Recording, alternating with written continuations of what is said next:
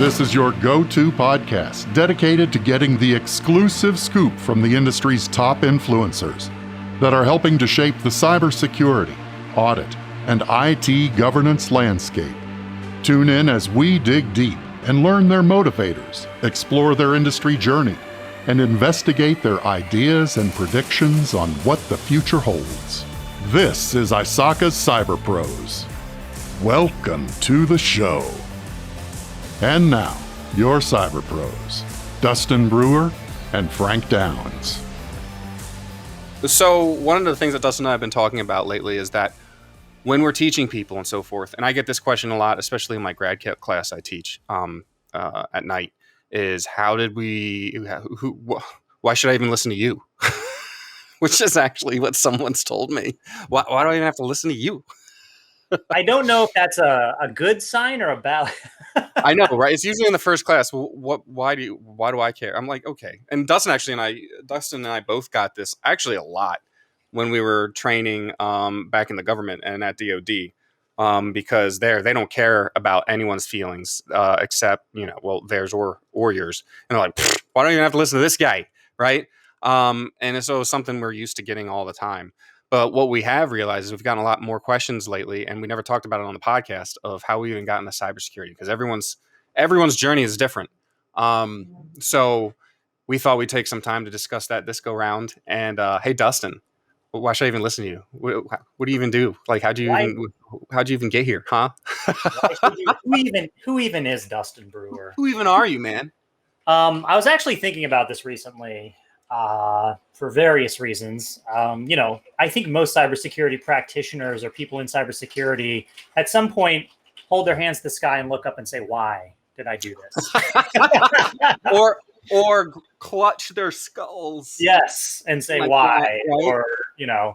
or cry in the shower while saying why. We all do it. Okay. Everybody, we all know we do it. Tears are just more shower droplets. So That's right. Saving water. So I've just always been a computer nerd. I started programming on like my old 286 computer on GW Basic using DOS 3.3. I know I just aged myself or dated myself or whatever you want to say. And I know there are some people who are listening to this who are going, I used BSD or AT&T Unix back in the 1960s. I get it. I'm not that old, but I'm old enough, I think, for this for this industry. And I really loved programming. I think I just love that idea of being able to manipulate a system and make it do what you wanted to do. Like, you could go download software, that's all fine and good. But if you wanted to do something else, you kind of had to program it yourself back then. We didn't have all the freeware and other types of software that we have nowadays. And one of the things that really fascinated me, obviously, was the communication that could happen between two computers. So, of course, back then it was bulletin board systems on the dial-up. I had a 28 kbaud modem. I actually have a phone call coming in right now on this great thing called the internet. Let me stop that. Yeah, it's everywhere now.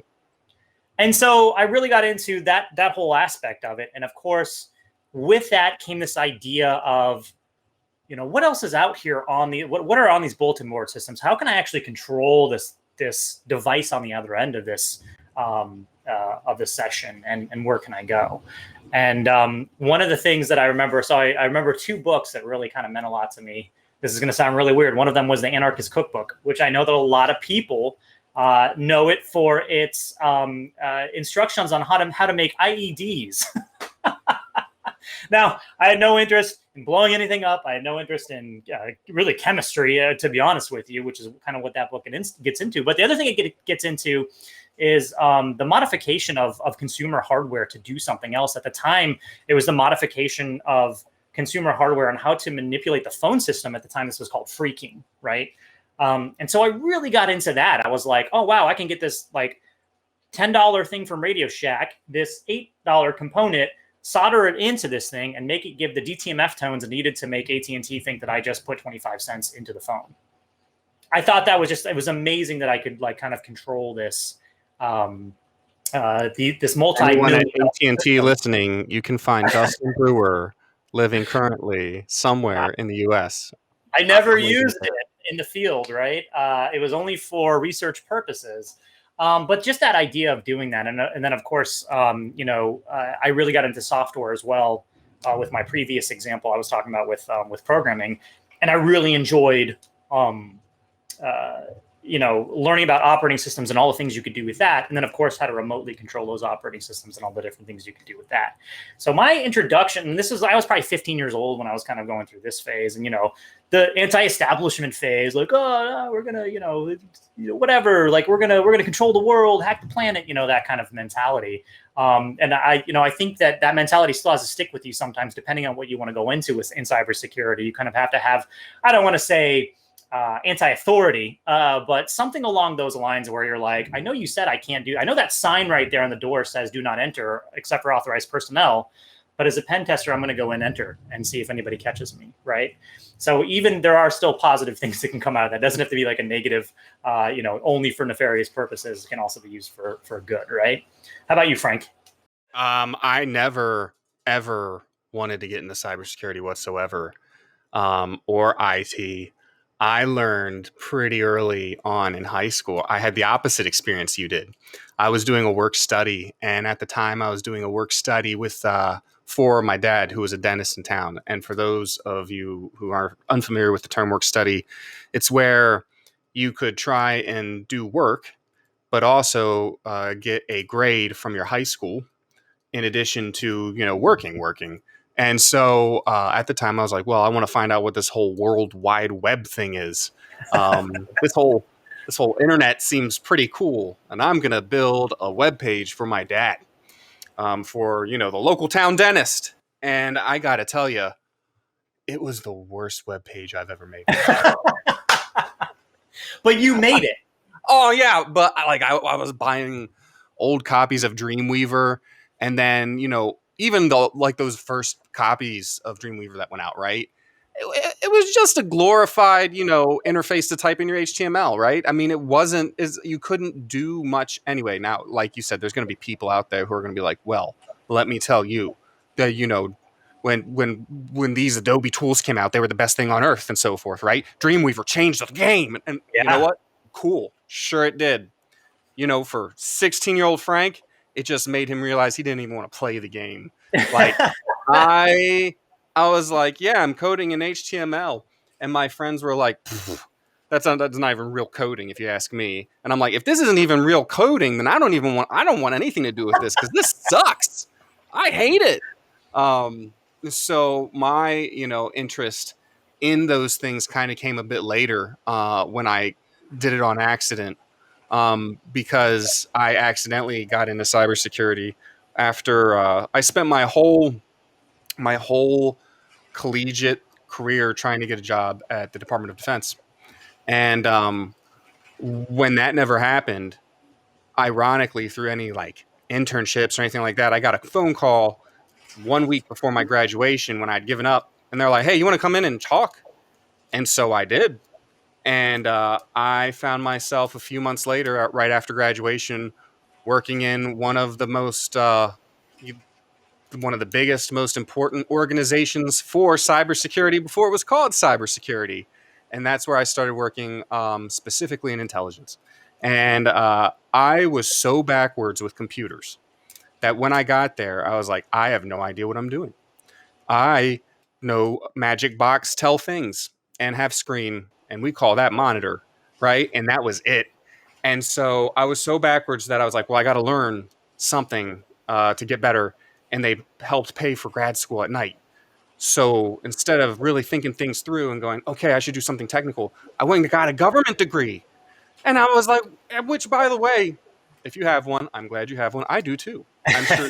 I hope you use yours so much more than I use mine. You're doing it with your government degree. Like, you're not even doing it for the cybersecurity. You're rubbing your head. My logic was, hey, I work for the government now. What could help me in this situation? Government masters. So for everyone keeping track at home, these are now 2 degrees that arguably are not cyber, not even arguably, are not cyber related. One is English with an emphasis in film as literature. There's a few people who are real angry right now hearing that. One of a few that might be my parents. And then there's a government master's, and it ended up being I did not really understand. I mean, I didn't understand cyber until I had been in the field working hands on and figuring out what I was actually doing about 2 to 3 years into it. And it was then that I was like, holy cow. Oh, okay. I think I like this. I remember sitting down with Wireshark and looking at all these packets. I'm like, wait, it's just a puzzle. It's just one big puzzle. Yeah. And for anyone who wants to do the world's worst puzzle, get a bunch of packets and try to reconstruct an entire network topology just out of Wireshark output. It's the world's best puzzle, Frank. What do you It is. Although that is the why did I do this? If you're ever wondering, do I like cybersecurity? I'll give you the litmus. Sit down with a bunch of random packets and try to make a network topology out of it. If you find that interesting, you might like cyber. And that's kind of like how I started getting into it. And then, I then started enjoying it a lot more once I spent more time in the field and started working, even when I started working with you, Dustin, when we were starting to put together a bunch of different Raspberry Pi and micro devices and so forth, realizing that even back then when we were do you remember that time? And I think we were talking about the other day when the first Raspberry Pi came out and there was a magazine that if you bought the magazine, there would be a Raspberry Pi in it. But at the time, we were TDY for work in Honolulu, and we went, which everyone's going to be like, oh, such hardship. Terrible place to be TDY. Terrible place, right? Yeah. We went all the way through, and I made you walk like 3 miles because I misjudged the distance on Google Maps just to get to like a Barnes & Noble, and they're like, we don't have anything like that here. But once we did get those Raspberry Pis, we were making really fun stuff and really cool things. Like that's how I made my first sensor camera and stuff like that. And that's when I really started getting into and it took a lot of the tactile interface, right? Working with things with the hands and interacting with it that way. That made me really start to really like cybersecurity. Yeah. Yeah. Yeah. And, you bringing up college is a good thing for me to talk about now. Yeah, I think tell me about your college journey, Dustin. Yeah, I think you know better than anybody that my college journey has been an interesting one. That's the best way to say it, really. I was in college, and I had this want to do the network security thing, but there weren't really any degrees for you would basically have to get your degree in computer science or computer engineering or something like that, and that took a lot of math. And I'm not saying I'm bad at math, but I am saying that I'm one of those people who believes that a computer can do it for me. So why do I need to learn it, kind of thing? More of a mathematician myself than matician. So terrible attitude to have, by the way. I eventually did get through Calc 1 and Calc 2. So I eventually got through that stuff. Oh, bro, you made it further than I did. I didn't even get past Calc 2. Calc 1, I got to the end barely, and I was like, I think we all know I'm done here. And so I kind of gave up on college. I did. I got my associate's degree. But again, there wasn't any kind of real, there was nothing for cybersecurity wasn't even a term, let alone something that academia was adopting at the time. Right. And we kind of see that today. Now everybody's kind of spinning up and they have these degrees in cybersecurity all the way up to PhD level, but they're being taught by all these people with PhDs and things like computer science. Computer engineering, and not that those people can't teach it, but it is this weird. It's like I think was it you, Frank, who told me the first person to give out a PhD didn't have a PhD themselves. If you think about it, the first. That's true, probably. Yeah, so and the first person to give out a PhD in cybersecurity didn't have a PhD in cybersecurity, right? What did they have a PhD in?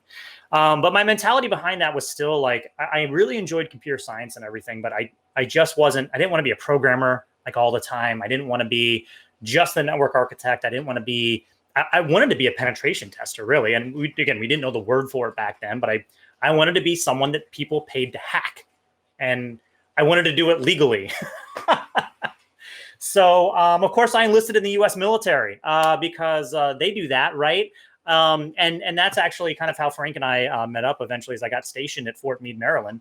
And he was a contractor and I was in the military at the time. And we eventually ended up working together after I got out of the military. And we were working on some cybersecurity projects. And we did a lot of training. We did a lot of creation of content to help people understand cybersecurity, both offensively and defensively. And I think that was, once we got into that training aspect, I think both of us never really got out of it. We still really enjoyed that part of it. yeah, aside from that, our certifications was another thing that kind of came into play. And this is something that we've talked about on a podcast before as well, right? Gee, yeah. I guess I never really finished my college stuff. I did eventually go on to get my bachelor's in cybersecurity as well as my master's in amazing. Security. So it did happen. It just it happened a lot later. And you got the right ones the first time. So good job, Dustin. And it happened much later in life, though. But now certifications, though. Frank, do you want to talk about some of the certifications that you have? Sure. And so my certification journey was also all cattywampus because I didn't know you were supposed to start with things like A+, then Net+, then SEC+. I talked to Dustin, I think randomly one day. I'm like, hey, you know any good certifications that like I should do? And he's like, you should do CEH. I was like, cool. I didn't know I was jumping into like the deep end, which is fine, by the way. But you were already doing Wireshark. You were already doing Wireshark. I know. Like it's fine in retrospect, but now like when I've given some bad recommendations sometimes to people where I'm like, oh, you're doing well in my class. Yeah, go ahead and get that CEH. And they're like, why did you do this to me? And I'm like, what do you mean? So, and that's why I tell my students. So now whenever they ask, so to backtrack a little bit. Yeah. So just in case everyone's concerned, which you should be, I did end up also then getting a master's in cybersecurity. Let's see, what was it? 8 years after my bachelor's. So it eventually happened. But oh, jeepers, it was actually 10 years. And there you go. There's your jeepers for the day. But whenever my students ask me, then now, and for anyone who's listening, and I think it all depends on where you are in your career and what your interests are and so forth. But I always give the answer of someone who has no certs, right, and is new to the field of cybersecurity. Where do you start? I always recommend first A+, then Net+, then Sec+. Those are like the magic three for I'd say taking you from I don't know what I'm doing to the introduction level to you can be like I either am or I'm like at the 2 or 3 year level of knowledge to be in cyber and stuff like that. Now we also have some new certifications at ISACA that can give you in my opinion a much more robust experience that they build upon each other as well. And that's the Information Technology Associates, right, Dustin? Yeah. Yes. And so that is also very helpful as well. But my certification journey, just to make sure all that's clear, because I don't want anyone to follow me on mine. Don't do it this way. Was then Dustin's like, go ahead, take CEH, and I was like, okay. And then I got EC Council's 2 other big ones, which culminates in licensed penetration tester, which I'm glad we're talking about this because I need to pay my fees. And then I went on to get other certifications at ISACA, such as CSXP and the CDIPSI as well as some SANS certifications. And a lot of people ask about what are so great about certifications. And Dustin, I think you and I have a similar thought pattern on this. It's good to have formal experience, like your college experience, right? And people will always appreciate that as a great big underpinning of everything else. And they can never take a degree away. So, because you didn't pay your dues, as it were. But having those certifications shows a level of, initiative as well. So you have the tenacity in the degree program. You have the initiative in the certification program, because once you're in a collegiate program, you're going to keep going. There's kind of a whole structure and so forth with it. You really have to say, I'm going to go on my own time, take these certification classes or read this book or get spun up on this and then take the exam and so forth. Now, if you're lucky, some colleges or some works will pay for it. And if you go through some of those new cutting edge degree programs, which I really think are awesome, like WGU has, they'll help you prep for these in the actual classes themselves. However, I think they show a level of tenacity, a level of dedication, especially if you're keeping them up, because you don't just get it and then it's there. You have to prove that you're staying relevant in the field. And so those are my certificates.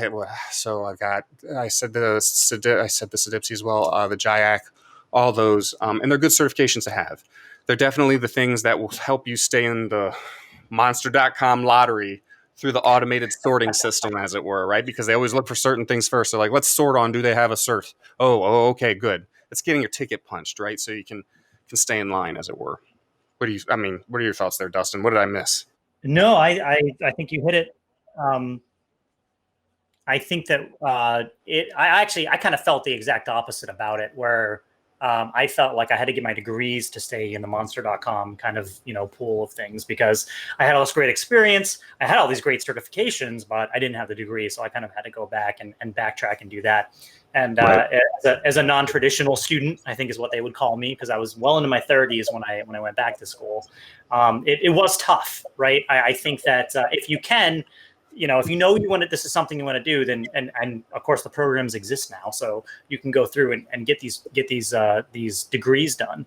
Afterwards, though, you're absolutely right. The certifications really do prove that you care about the field, that you want to learn more. And I think when it comes to cybersecurity, we all know that you're never done learning, because guess what? The hackers aren't done learning. The nefarious actors, they're not going to stop. They're not stopping, right? They're learning new things about our systems every day.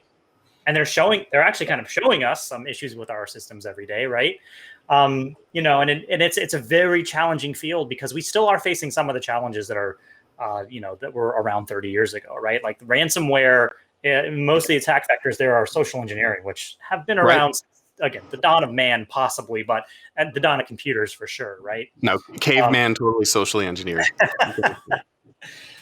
As far as certifications, I did go a little more traditional route. I did get my A+, I think, when I was 18 years old. My dad actually paid for me to go and get my A+, because he was like, he wants to be in computers. He doesn't sound like he really likes college all that much. Let's get him. Just a good dad. Yeah, I've said it before, and I'll say it again. Larry Brewer knows what's up. I'll have to tell him to tune into this episode. And good job, Larry. And then from there on, employers paid for it. Obviously, the Department of Defense was big. The 8570, they wanted to make sure that people were trained up within specific areas of being certified. For those who don't know what the 8570 is, it's basically a document that the Department of Defense puts out for different job roles and what certifications those job roles should hold. And what level. I think it actually might have it around here somewhere. Actually, I printed it. I think it might dictate your pay too. Am I right, Frank? Oh yeah, totally. Okay. Well, they use it to help identify what you should be paid, but it's more against the job roles. But it's they do the old 1-2 shuffle. Right, and one of the ones on there is CEH. So you're welcome, Frank. Thank you, buddy. Just trying to help you out. Okay? Looking out for me. So, and certifications, again, the one hard part about them is that you do have to have continuing education. You have to. Right. And it might, speaking of the future, like we might have it eventually where cybersecurity is a continuing, you have to, just to keep your license or your other certifications, you have to keep up with the field, right? In order to be a practitioner. Well, to keep my license, right? And I put it in quotes, but it's actually called the licensed penetration tester. To keep that license, I have to show all the things I'm doing to stay relevant in the field. I have to provide documentation and then pay a fee to EC Council each year. Yeah. Yeah. And I think one of the big takeaways from this as well, that I really wanted to, the kind of crux that I really wanted to get to, is that you're never too old. You're never too unqualified, if that's how you want to put it. If you think cybersecurity is something you want to get into, but you've been a historian your entire life, you've been a curator at a museum, you've been a construction worker, anything. If you like puzzles and it turns out that you like doing this, you're never ever don't ever discount the capabilities of going back to school, of going and getting your certifications. ISACA has a few. And actually, we failed to mention ISACA's certification. No, I totally mentioned the ITA. So I mentioned ITC as well. Yep.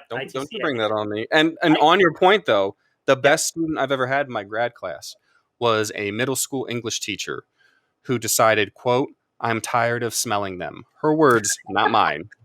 And she was like, "My husband does this whole cyber thing. I want to figure it out." And she hit it out of the park. She did great, amazing stuff, right? And so I really want to hit on that too, Dustin. You make a very good point there. That it doesn't matter who you are or what you've done in the past. This still might be your thing. And to double down on that, the field is in desperate need. If you want to talk about job security, cyber's the field right now. and is going to be for a long time. And I think you also brought up another good point too, like where certifications help and degrees help. I would say, and you and I have talked about this a few times, having certifications and degrees really is the one, and experience and being, good at the job. But what is it? 50% of doing well at something is just showing up and making sure you're there to do it right. But I would say as far as like consideration for employment and so forth, it really is the 1-2 punch, having degrees and certifications as well. I tell a lot of my students who are like, well, I might not stay in this program. I don't need a degree. And the answer is true. You do not. However, I've seen many people in this field who did the not getting the degree thing for a while and hit an invisible ceiling, right?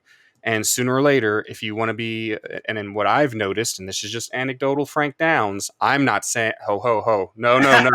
You, people who get stuck at these different, glass ceilings, it's because of the degree and so forth. And once they had a degree, all of a sudden these doors, they're, whoa, hey, whoa, what's going on here? And a lot of people don't want to hear that. And that's fine. You can have an amazing career without any degree and just and several certifications. There's nothing wrong with that. You can also have a career with a degree and no certifications, but I don't recommend that at all. The certifications really keep you sharp. You got to have them.